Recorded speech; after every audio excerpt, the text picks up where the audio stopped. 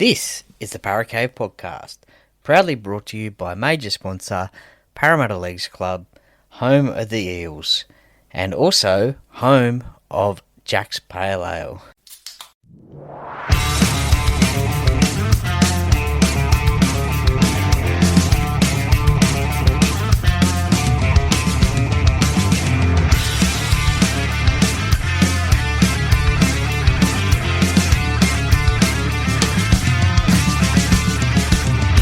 Welcome to another episode of the Parra Cave podcast. And now over to your host, Troy Warner, broadcasting live from the world-famous Parra Cave. And yes, hello and welcome back to another episode of the Parra Cave podcast. Troy Warner here, and it is the Game Day preview podcast. Well, sort of game preview podcast, not really a Game Day preview podcast because it's not coming out on Game Day, it's coming out a couple of days before that. Anyway, it is the Dragons taking on the Eels at Win Stadium in round number 17, and it is Beanies for Brain Cancer round in the NRL this weekend. So if you are attending a game and if you are able to, then please help the Mark Hughes Foundation by purchasing a beanie at the ground. You can also get them from IGA and Lowe's stores throughout Australia as well. And that will be helping the Mark Hughes Foundation raise some much needed funds for some brain cancer research. They're doing a magnificent job. I think it is about the 9th year now that they have been doing this, and over $25 million I think it has raised with this round in the NRL, and also for the Mark Hughes Foundation and brain cancer research. There is no cure for brain cancer, so they are doing everything possible to try and find if there is a cure for brain cancer. So Mark Hughes, hats off to you. Beanies on for you, I should say, as well. You are doing a fantastic job out there trying to raise this money for brain cancer research, and I will be getting mine hopefully this year. I've been getting them the last, I think, 8 years or something, 7 years like that. And it is a fantastic round of rugby league, as well as I think also Sportsbet, gamble responsibly of course. They are, I think, $1,000 for every try that's scored this weekend is going towards the Mark Hughes Foundation as well. So that's a great thing as well. So let's hope there's lots of points scored this weekend in all the games, not just this one, but all the games that are played across the weekend. That would be awesome. That would be a massive donation, that is for sure. Now, the Dragons and the Eels. Well, look, both of these clubs they're probably not sitting where they would have liked at this point in the season. The Dragons are in an 11th spot at the moment, and the Eels are in 15th position on the ladder. And as I said, that would not be where they would want to be at this part of the season, or where they thought they would be. 5 wins apiece for both clubs. The Eels have had 2 byes. The Dragons have had 3 byes, so they're finished up for the year with their byes. Gets very confusing with the bye points and byes and whatever, but they've had their 3 byes. Parramatta have had their 2, so they are both on 5 wins, 9 losses. 8 losses for the Dragons, 9 losses for the Eels. So, look, there is a little bit of a congestion at that point at the ladder. The Eels are also joined on 14 points by the Rabbitohs, who are below them, the West Tigers, the Newcastle Knights. Then the Cowboys are on 15, just below the Dragons on 16, the Sea Eagles 16, Dolphins 16 as well, and the Panthers, who play tonight whilst I'm recording this, are on 17 points. So that they are in the 8th spot. So the Dragons could sneak into the 8, and then if results go their way, they might stay there. For the Eels, they could jump up to 16th, 16 points, and again, if if results go their way, they could jump up a few spots on this ladder.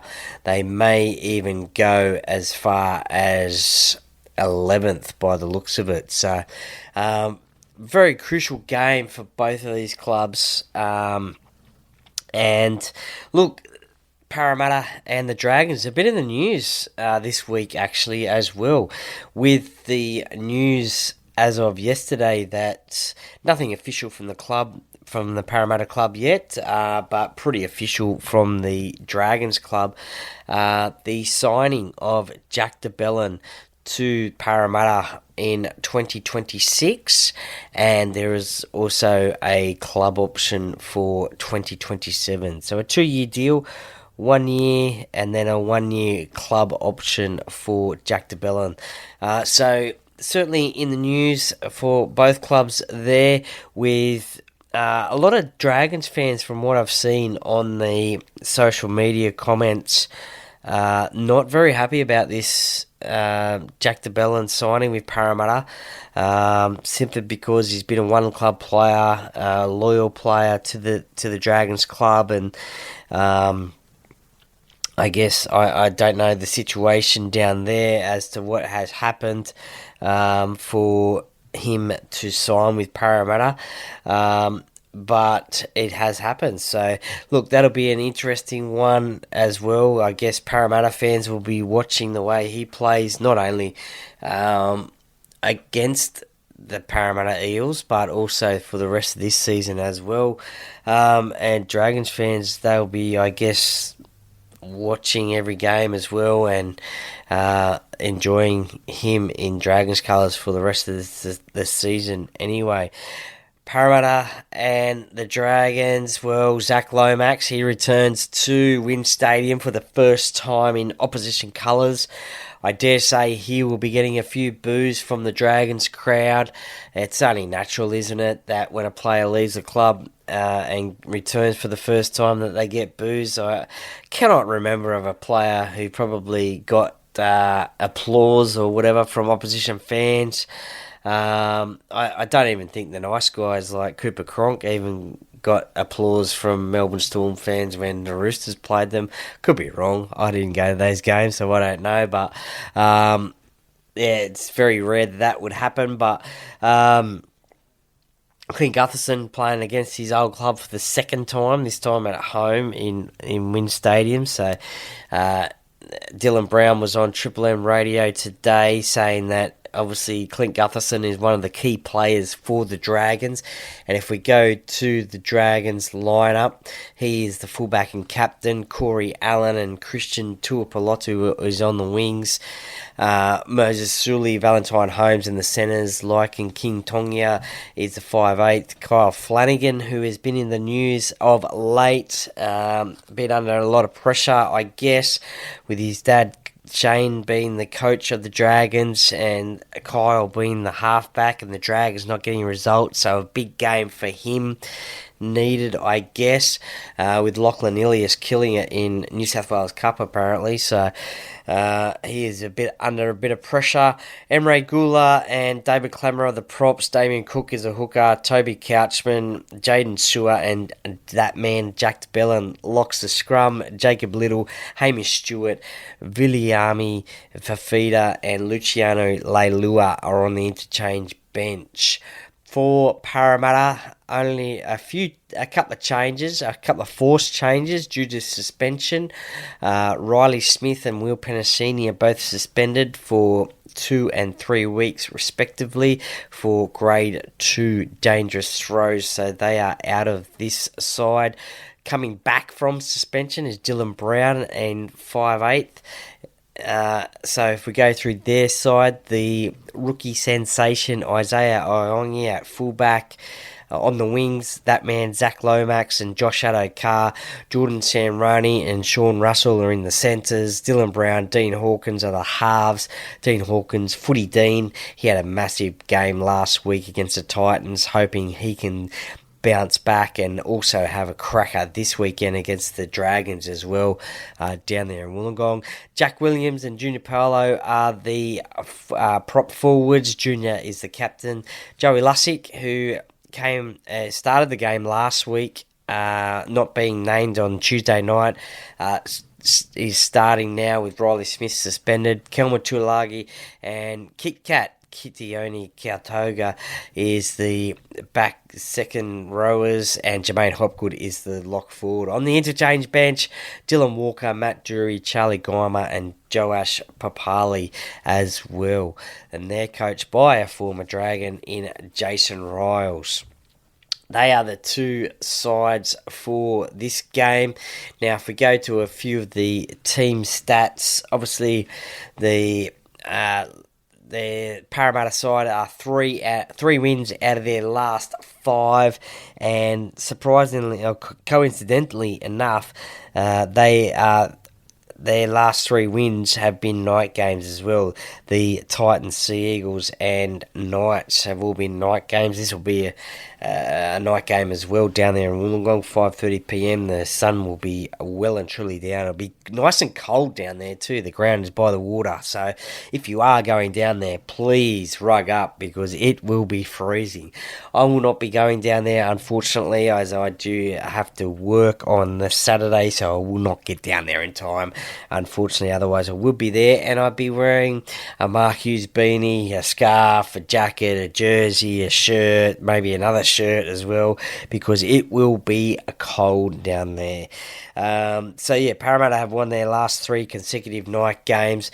Now, if you look at these two sides this season, look, they're pretty sort of similar sides, to be honest, and especially when it comes to points scored. The Dragons have scored 272, Parramatta 267, points conceded. The Dragons 331, the Eels 356. So a little bit worse of defence. Very similar points scored there. Completion rates for the Dragons 77% and 78% for Parramatta. As I said, average points scored in games 20 to the Dragons, 19 to the Eels. Average points conceded 25 points each. So look, I think, we'll go into this game now, and then we'll go into a few stats after this one. I usually do the stats first, but I'll get into this game now. It's going to be crucial. I say it every week that it is crucial for Parramatta to get off to that good start. They just have to, don't they? They did that last week. They didn't, because Gold Coast scored the first try. They need to score first. They need to silence the crowd. It'll be interesting to see how Joash Papali is used and when he actually comes on the field, because he is named at number 17 there. I think we did see him come in and play a bit of hooker last time he was on the bench. I think that could have been the Bulldogs game. He only got about 9 or so minutes, I think, by memory. So it'll be interesting to see how he is used. Suggestions today that he will be the starting 5/8 for Parramatta in season 2026 with the departure of Dylan Brown to Newcastle. So it'll be interesting to see in this game how he is used. As I mentioned before, Dean Hawkins, can he step it up again? His kicking game will be crucial again. There will be a lot of breeze down there, as I said, by the water. Jordan Samrani, I've been impressed with him all year. He plays in the centre position. He has played back row as well.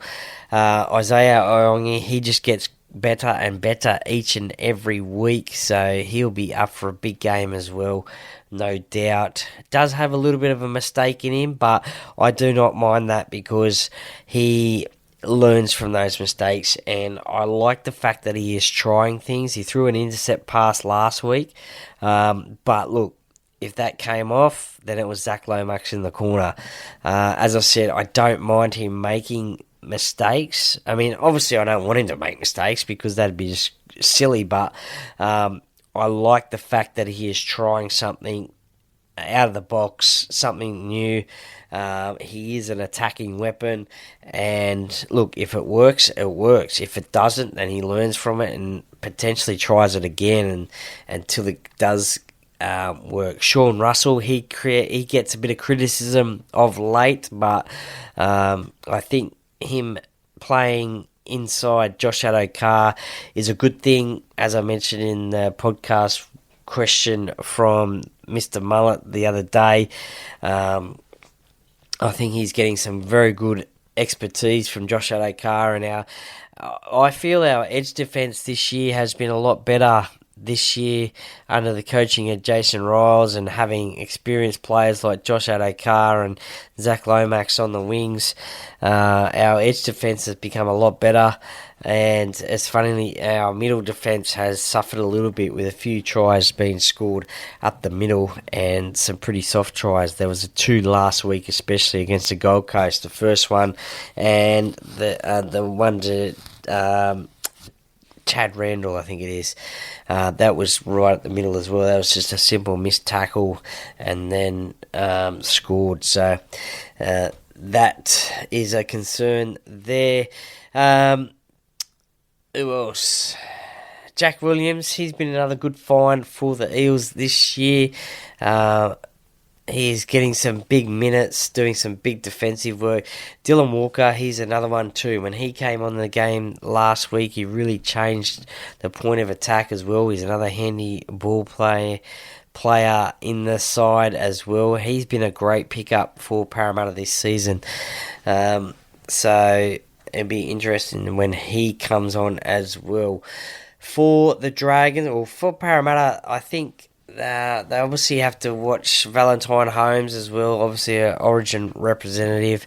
As Dylan Brown said, Clint Gutherson, he'll be anywhere and everywhere across the field. So he'll be wanting to get a win over his old team, that is for sure. It's a big game, I think, also for Jacob Little as well. He's one that you have to watch off the bench. He can make quick little darts out of dummy half and basically pull your pants down. And he scored a long range try the other week. I think it was against the Broncos up there at Suncorp Stadium, and that's what he did. I don't think the markers were paying attention, and he just got out of dummy half. So just have to watch that one as well. So look, Parramatta can score points. They just need to obviously hold the Dragons down to minimum points. The last time they met, these two sides, was at Commbank Stadium. It was 23-22. It was 3 tries all. It was 3 conversions all, 2 penalty goals all. It was only the field goal of Zac Lomax in the 83rd minute. That was the difference. The Dragons were actually leading at half-time, 14 points to 8. So it was comeback from behind victory to Parramatta on that occasion. I think after that game, Zac Lomax spent 5 weeks out of the game with a broken foot, having one off his foot. So let's hope it doesn't come down to a field goal on this occasion. Let's hope it's well and truly lots of tries. As I mentioned, there'll be a lot of donations from Sportsbet. But yeah, 14-8, and Parramatta had to come from behind to win that game, and they did that. So that gave them a little bit of confidence in winning that. So they know that they can beat the Dragons. Let's hope it's not the same sort of result. Let's hope it's a little bit more points scored, obviously, by Parramatta. Who am I going to go for a first try scorer now that Will Penasini is out of this side, suspended? Who am I? I'm going to say Isaiah Iongi. I'm going to say he's going to score the first try on Saturday night. And I'm going to say that Parramatta will win the game 40 points to 24. I really think they're going to put something on the Dragons. And as I said, the Dragons can score points as well. That's about their average points scored this season.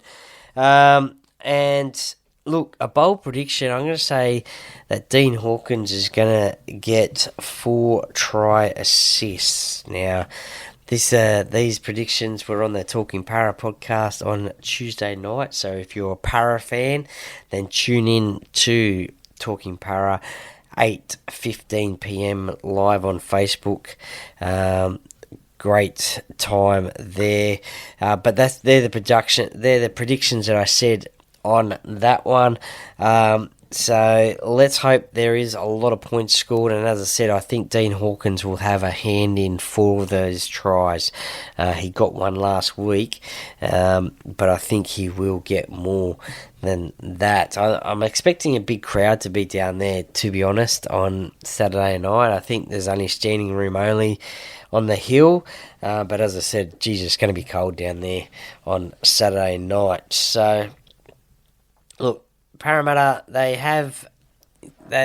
got the win last week against the Gold Coast.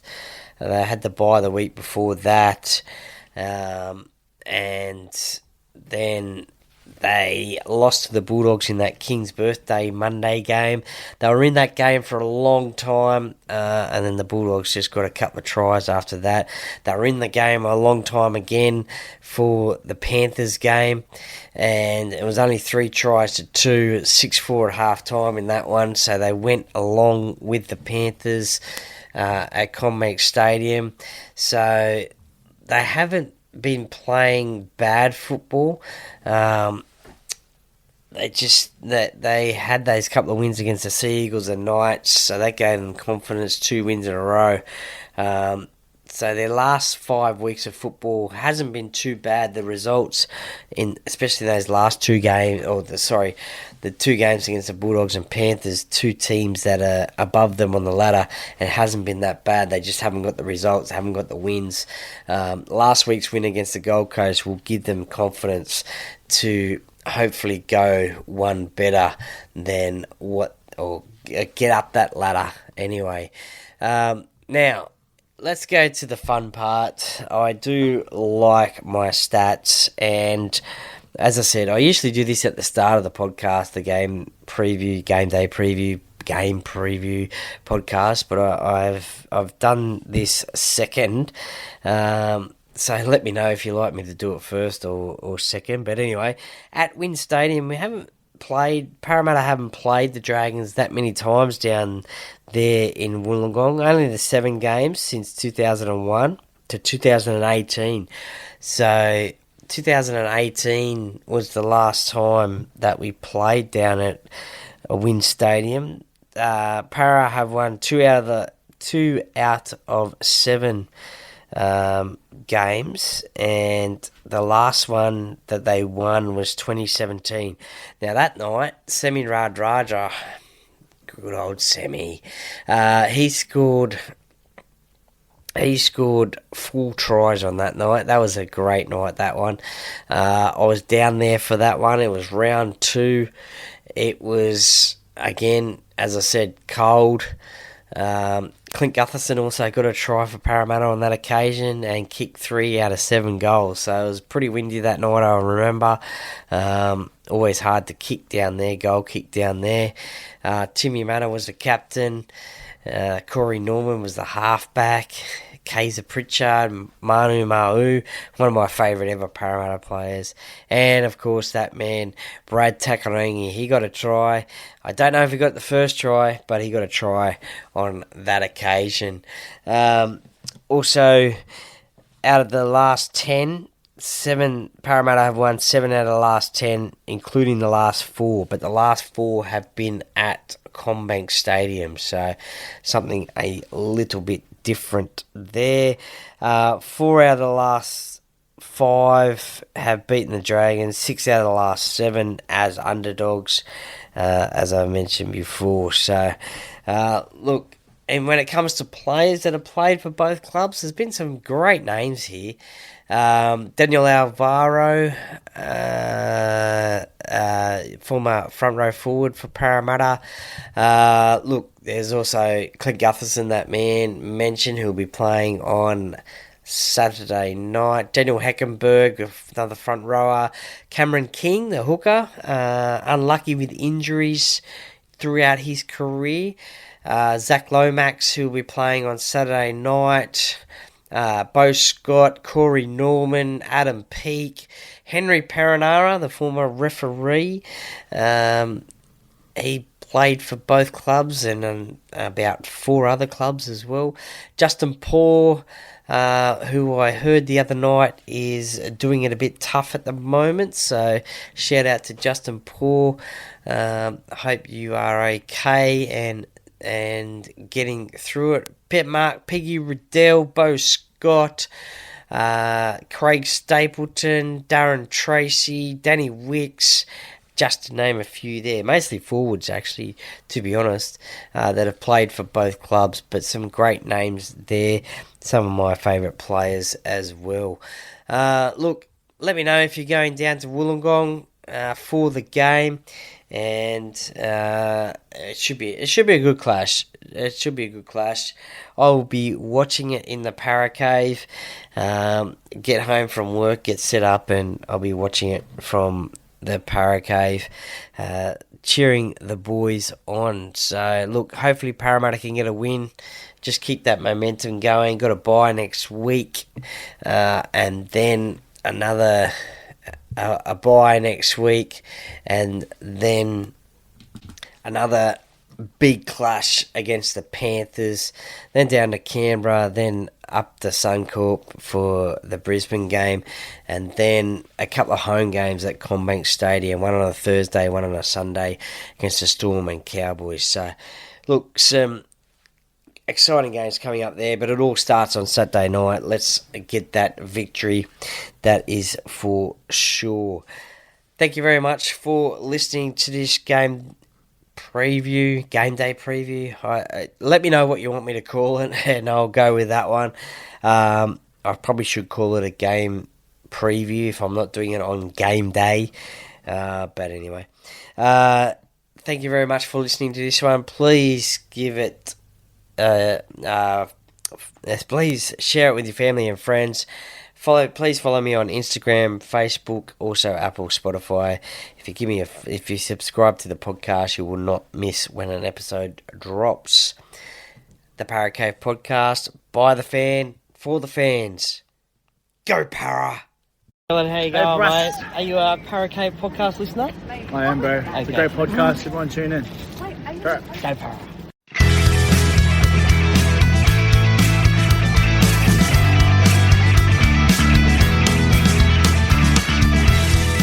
Thank you for listening to another episode of the Parra Cave Podcast. See you next time.